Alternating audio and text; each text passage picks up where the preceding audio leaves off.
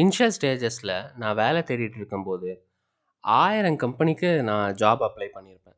ஒரு ரிப்ளை கூட வரல. அதுக்கப்புறம் எனக்கு வேலை வேணும்னு சொல்லி லிங்க்டின்ல போஸ்ட் போட்டேன். ஒரு 2-3 பேர் பரிதாபப்பட்டு ரீஷேர் பண்ணாங்க, கமெண்ட் பண்ணாங்க. அப்பவும் யாரும் என்னை இன்டர்வியூக்கு கூப்பிடல. ஒரு நாள் நானே கடுப்பாகி ஏதோ ஒரு mind settle I am a user researcher from India. I have a good understanding about Indian customers and users. If you want to do product or user research in India, reach to me in this emailனு அப்படின்னு post போட்டிருந்தேன். ஒரு 3 to 4 ஹவர்ஸில் globally பாப்புலரான ஒரு கம்பெனியில் இருக்க ஒரு principal researcher வந்து எனக்கு மெயில் பண்ணியிருந்தார். என்னோட கொலீக் வந்து உங்கள் லிங்க்டின் போஸ்ட் பார்த்து உங்கள் இமெயில் ஐடி ஷேர் பண்ணியிருந்தாங்க. லெட்ஸ் ஹாவ் டிஸ்கஷன் அப்படின்னு. அப்போ தான் எனக்கு ஒரு முக்கியமான விஷயம் புரிஞ்சிச்சு. நாம் வேலை தேடுறவங்களா இருக்கக்கூடாது, சர்வீஸ் ப்ரொவைட் பண்ணுறவங்களா இருக்கணும். அந்த சர்வீஸை ப்ரொவைட் பண்ண நாம் கஸ்டமர்ஸை தேடணும். Welcome to Tamil minds with Santhosh Gandhi.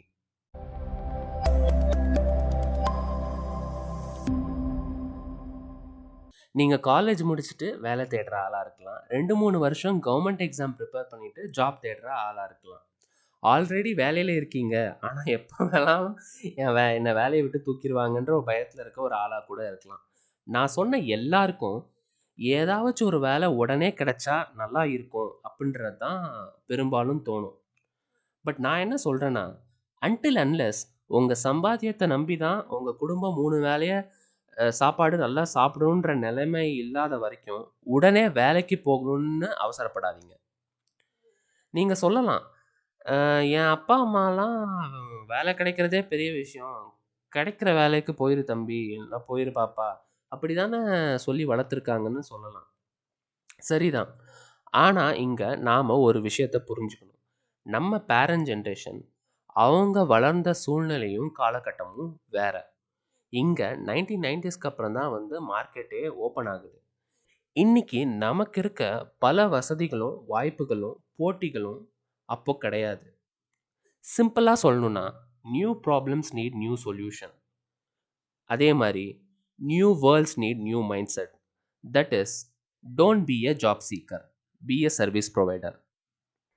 இங்கே நிறைய பேர் வேலை தேடுறவங்களுக்கு தர சஜஷன் என்னென்னா, ஸ்கில்லை டெவலப் பண்ணிக்கோ அப்படின்றது தான் நிறைய பேர் சொல்கிறாங்க.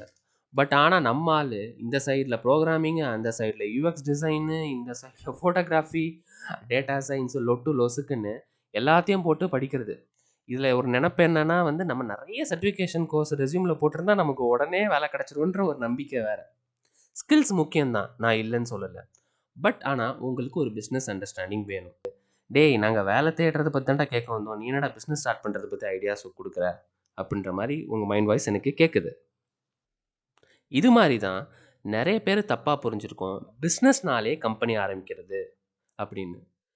ஒரு ஸ்ட்ராங் கரியருக்கு ஃபஸ்ட்டு நீங்கள் அந்த மார்க்கெட்டை நல்லா அண்டர்ஸ்டாண்ட் பண்ணி வச்சுருக்கணும். ஃபார் எக்ஸாம்பிள், லேர்னிங் பிளாட்ஃபார்ம்னு எடுத்துக்கலாமே. அதில் இருக்க மார்க்கெட் டிமாண்ட்ஸ் என்னன்றதை வந்து நீங்கள் நல்லா புரிஞ்சுக்கணும். டிஃப்ரெண்ட் மார்க்கெட் டிமாண்ட்ஸ் என்ன, லைக் இப்போ யூபிஎஸ்சி கோச்சிங்காக இருக்கட்டும், இல்லை சில்ட்ரன்ஸ்க்கு கோடிங் சொல்லி கொடுக்குறதா இருக்கட்டும், இல்லை கேட் கோச்சிங்காக இருக்கட்டும், நீட் கோச்சிங்காக இருக்கட்டும், இதெல்லாம் different demands from the field. So அதுக்கப்புறம் அந்த டிமாண்டை சாட்டிஸ்ஃபை பண்ணுற பிளேயர்ஸ் யார் அப்படின்றத தெரிஞ்சுக்கணும். அது பெரிய பிளேயராக இருக்கலாம், சின்ன பிளேயராக இருக்கலாம். பெரிய பிளேயர்னால் குளோபல் லெவலில் கோசரா, இந்தியா லெவலில் அன்அகாடமி. இப்போ நம்ம ஊர்லேயே வந்து சில்ட்ரன்ஸ்க்கு கோடிங் சொல்லி கொடுக்கறதுக்கு கோட் பண்ணுன்னு ஒரு கம்பெனி இருக்குது. அதுக்கப்புறம் அந்த பிளேயர் எப்படி அந்த டிமாண்டை சாட்டிஸ்ஃபை பண்ணுறாங்கிறது தெரிஞ்சுக்கணும். ஏன்னா எல்லா கம்பெனியும் அடிச்சாங்க காப்பி மாதிரி அப்படியே ஒரே டெக்னிக்கை ஃபாலோ பண்ண மாட்டாங்க. அவங்கவுங்களுக்குன்னு ஒரு டெக்னிக் இருக்கும், ஒரு ஸ்ட்ரென்த்ஸ் இருக்கும். அதுக்கப்புறம் அந்த டிமாண்ட் சாட்டிஸ்ஃபை பண்ணுற ப்ராசஸில் உங்கள் ஸ்கில் செட் வச்சு என்ன நீங்கள் வேல்யூ அடிஷன் பண்ண முடியும் அப்படின்றத நீங்கள் தெரிஞ்சுக்கணும். இந்த நாலேஜை நீங்கள் தெரிஞ்சுக்கிட்டு எக்ஸிபிட் பண்ணாலே மார்க்கெட்டில் நீங்கள் ப்ரிஃபரபிளான கேண்டிடேட் ஆகிடலாம். இதெல்லாம் நான் எங்கே போய் தெரிஞ்சுக்கிறது? நான் முன்ன சொன்ன மாதிரியே இது நம்ம அப்பா அம்மா காலம் கிடையாது. நீங்கள் இன்டர்நெட்டில் தேடினாலே பல விஷயம் கிடைக்கும். பெஸ்ட் நீங்கள் உங்கள் இண்டஸ்ட்ரி சீனியர்ஸ், நீங்கள் போகணும்னு நினைக்கிற இண்டஸ்ட்ரியில் இருக்க சீனியர்ஸ் ப்ரொஃபஷனல் கிட்ட போய் நீங்கள் டேரெக்டாக லிங்க்டின் மாதிரி பிளாட்ஃபார்மில் நீங்கள் அப்ரோச் பண்ணலாம். லைக் உங்கள் டவுட்ஸையோ இல்லைனா அவங்கக்கிட்ட அந்த டிப்ஸையோ நீங்கள் கேட்கலாம். பட் என்னென்னா, நீங்கள் 100 பேருக்கு அனுப்புகிறீங்கன்னா அதில் 10 பேர் அனுப்பிச்சாலே குட் ரிசல்ட்ஸ் தான். 100 பேருமே அனுப்பணும் அப்படின்ற மாரி நினைக்காதீங்க. 2வது முக்கியமான விஷயம் என்னன்னா, நீங்க I want job, I looking for a job, immediately job, please help me அப்படின்ற மாரி மெசேஜஸ் வந்து அனுப்பாதீங்க.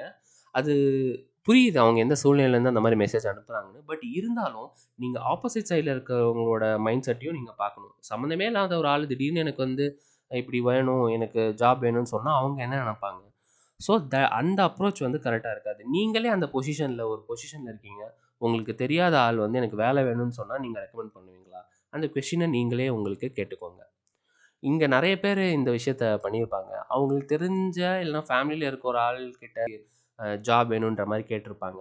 அவங்களும் நம்ம ஹர்ட் பண்ணக்கூடாதே அப்படின்ற மாரி பார்க்குறேன்ற மாரி சொல்லியிருப்பாங்க. அதுக்கப்புறம் அவங்களே புடிச்சு திட்டுறது. "ஏன்டா வேலை இருக்குன்னா இருக்குன்னு சொல்லு, இல்லன்னா இல்லன்னு சொல்லு" அப்படின்ற மாரி. இந்த இண்டஸ்ட்ரி பத்தி நான் தெரிஞ்சுக்கணும். ஸோ உங்களுக்கு தெரிஞ்சத ஷேர் பண்ணுங்கன்ற அப்ரோச்ல கேட்டு பாருங்க. மேபி அதுக்கு கிடைக்கக்கூடிய பதில் வந்து ரொம்ப யூஸ்ஃபுல்லா இருக்கலாம். ஸோ நம்ம மைண்ட் செட் பொறுத்து தான் நம்ம ஆக்ஷன்ஸ் இருக்கும். இப்ப நீங்க வந்து ஒரு ஜாப் சீக்கிங் மைண்ட் செட்ல இருந்தீங்கன்னா, அவசரப்படுவீங்க. மிஸ்டேக்ஸ் பண்ண நெறைய வாய்ப்பு இருக்கு. நீங்க இன்கேஸ் சர்வீஸ் புரொவைடிங் மைண்ட் செட்ல இருந்தீங்கன்னா, ஓகே. இந்த வேல்யூ அடிஷன் எனக்கு இந்த பிசினஸ்ல குடுக்க முடியும். நான் அத ஒரு எம்ப்ளாயியாவே ஒரு கம்பெனில பண்ணிக்கிறேன். இந்த கம்பெனிலாம் இன்னொரு கம்பெனின்ற ஒரு மைண்ட் செட்ல இருப்பீங்க.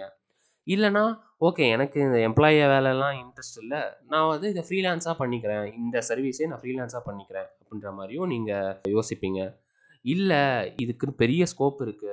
இத கரெக்ட்டா இன்வெஸ்ட்மென்ட் பண்ணி இன்னும் நெறைய இத ஸ்கேல் அப் பண்ணா நெறைய லாபம் இருக்கு அப்படின்ற மாரி நீங்க யோசிச்சீங்கன்னா, நீங்க லைக் மைண்டட் பீப்பிளோட சேர்ந்துட்டு இது ஒரு அதே வேலைய ஒரு கம்பெனியா நீங்க பண்ணுவீங்க.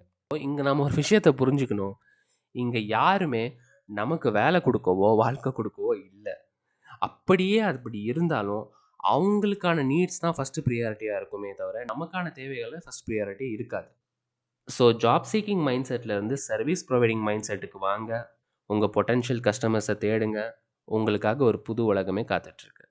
இந்த பாட்காஸ்ட் யூஸ்ஃபுல்லா இருந்துச்சுன்னா, உங்களுக்கு தெரிஞ்ச வேலை தேடுற பையனுக்கோ, பொண்ணுக்கோ, ஃப்ரெண்டுக்கோ, தம்பிக்கோ, தங்கச்சிக்கோ ஷேர் பண்ணுங்க. இந்த மாரி நிறைய பாட்காஸ்ட் கேட்க follow Tamil minds with Santhosh Gandhi. நன்றி.